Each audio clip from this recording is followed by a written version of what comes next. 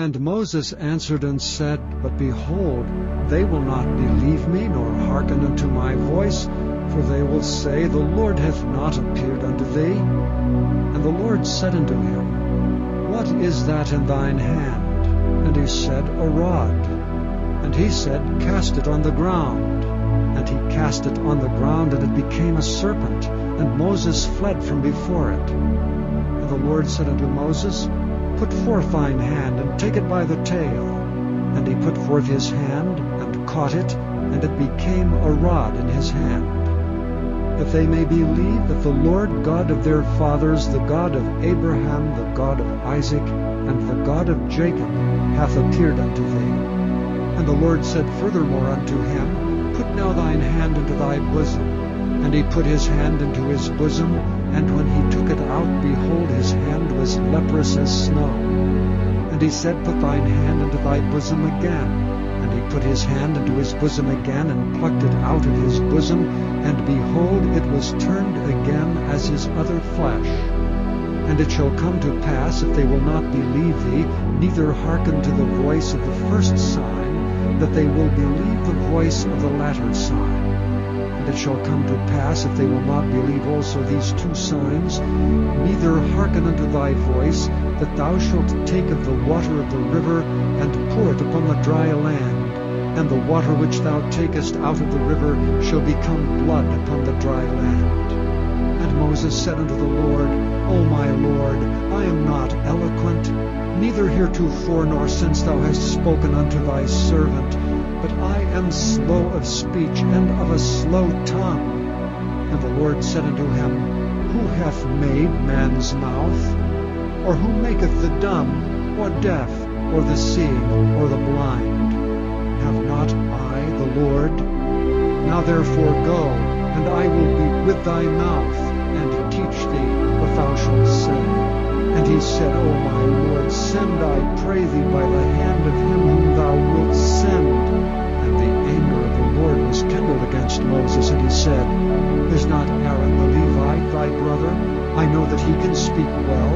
And also, behold, he cometh forth to meet thee, and when he seeth thee, he will be glad in his heart. And thou shalt speak unto him, and put words in his mouth, and I will be with thy mouth, and with his mouth, and will teach you what he shall do. And he shall be thy spokesman unto the people, and he shall be, even he shall be to thee instead of a mouth, and thou shalt be to him instead of God. And thou shalt take this rod in thine hand, wherewith thou shalt do signs. And Moses went and returned to Jethro his father-in-law, and said unto him, Let me go, I pray thee, and return unto my brethren which are in Egypt, and see whether they be yet alive. And Jethro said to Moses, Go in peace. And the Lord said unto Moses in Midian, Go, return unto Egypt, for all the men are dead which sought thy life. And Moses took his wife and his sons, and set them upon an ass, and he returned to the land of Egypt. And Moses took the rod of God in his hand. And the Lord said unto Moses, When thou goest to return into Egypt, see that thou do all those wonders before Pharaoh, which I have put in thine hand. I will harden his heart, that he shall not let the people go.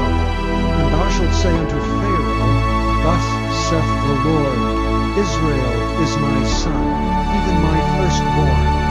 I say unto thee, Let my son go, that he may serve me. And if thou refuse to let him go, behold, I will slay thy son, even thy firstborn.